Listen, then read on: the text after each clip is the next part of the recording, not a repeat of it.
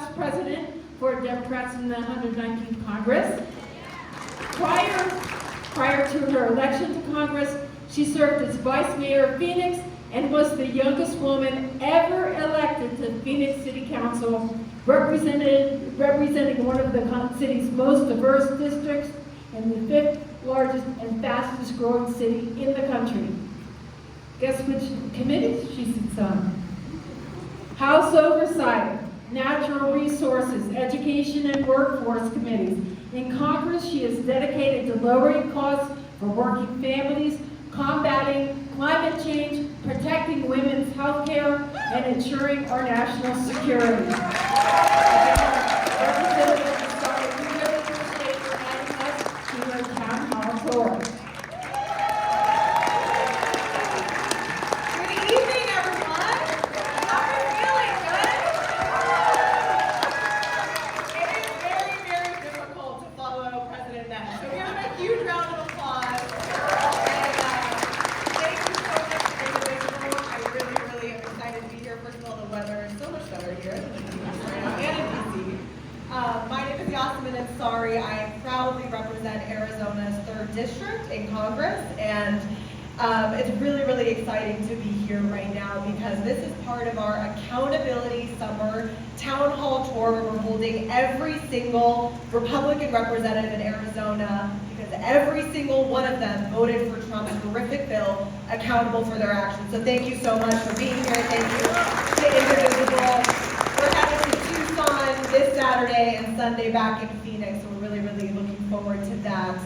I know that the headlines right now are so heavy.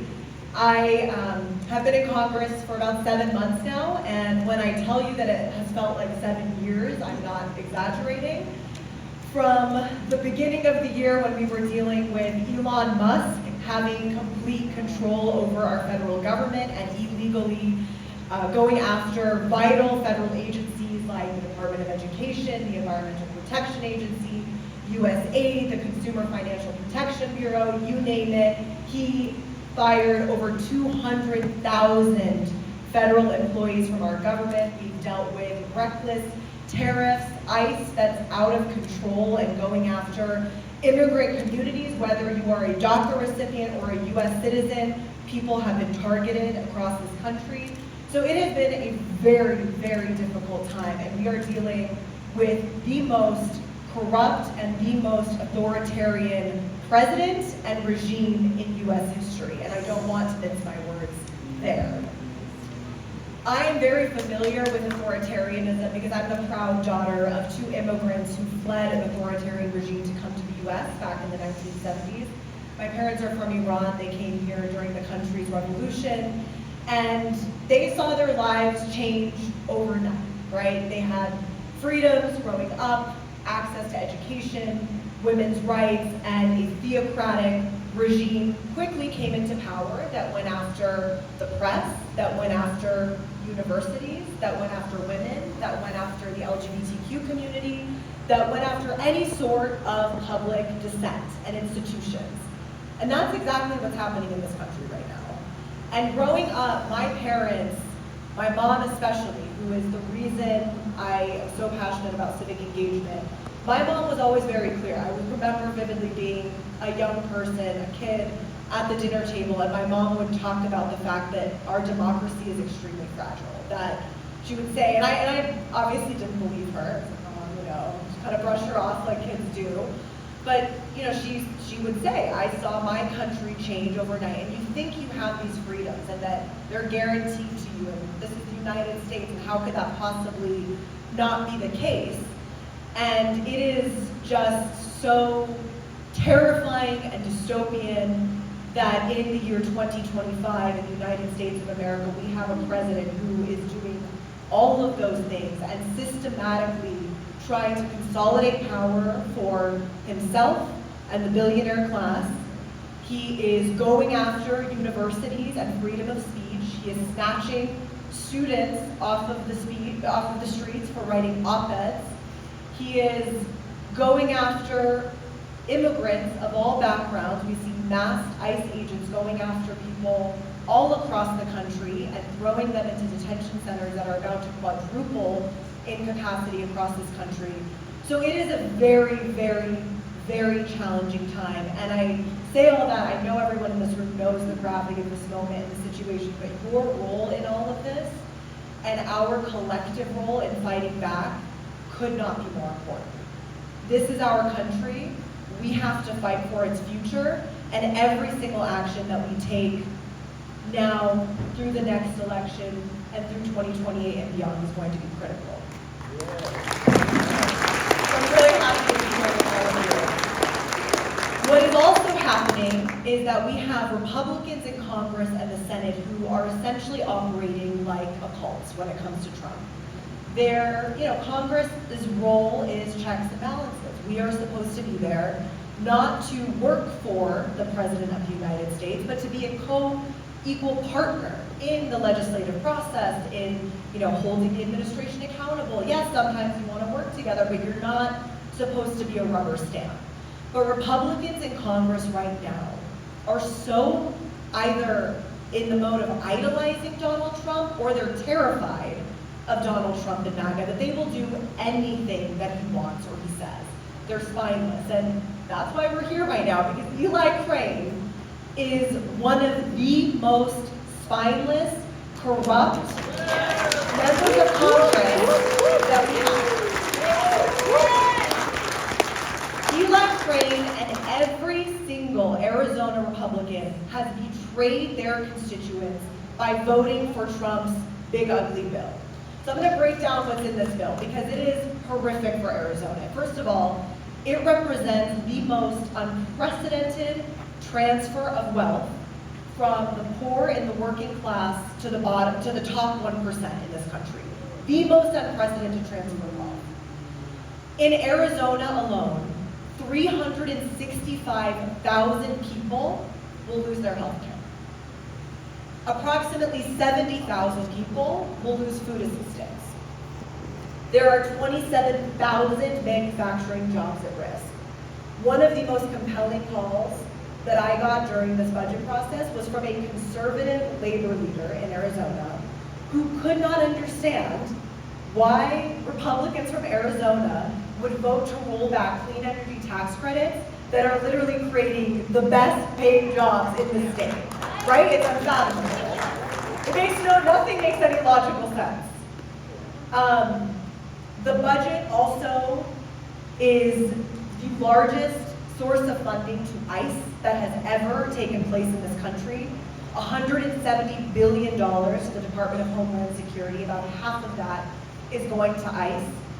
And that is the corruption in action as well, because what we have seen is that private prison companies spent a lot of money to get Donald Trump elected as president, and now they are making record profits. CoreCivic, Geo Group, these are the two companies that run the detention centers across the country. They run Eloy. They have made record profits in 2025. And people are going to continue to suffer under this new, so it's going to get a lot worse. And Eli Crane proudly voted for all of this. And what's very, just the irony and the hypocrisy of it all, like many of the other Republicans in Arizona, he did create a big fuss when it came to voting for the bill, right? He's part of the House Freedom Caucus, which I've heard is recently called, or has been referred to as the House Folding Caucus, because they'll always fold. But they did press conferences, they put out statements, and they said, we could not possibly vote for a budget that raises the deficit.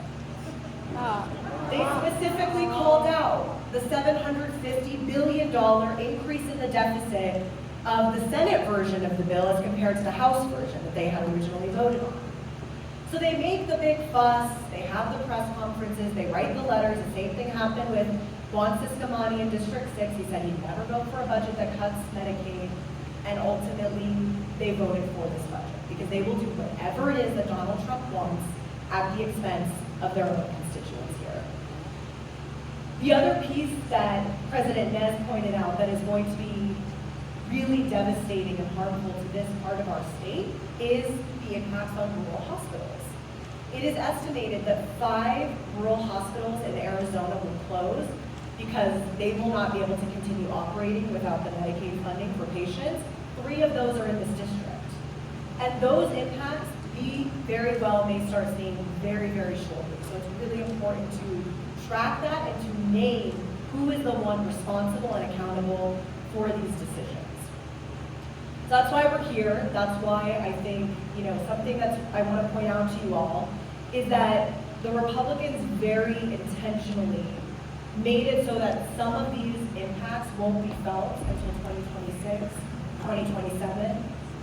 And that's a really important thing that we need everyone in this room to be aware of, to talk about, to amplify, because they did that on purpose. That is a deliberate effort to make sure that they don't get blamed for it, that, I think they know we're gonna win the House back in 2026. And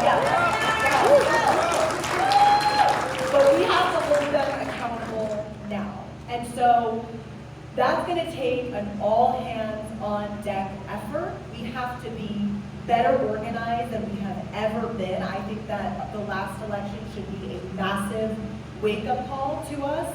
In Arizona, we are a vital, vital battleground state. We have 3 districts that we have to flip, and the road to winning back the House of Representatives runs through Arizona. We essentially cannot do it without AG. So I'm really excited to work with you all. Like I said, the weather is great here, so we will be back. But I just want to leave you with calls to action, because typically this is the off year, right? But there are no more off years in politics.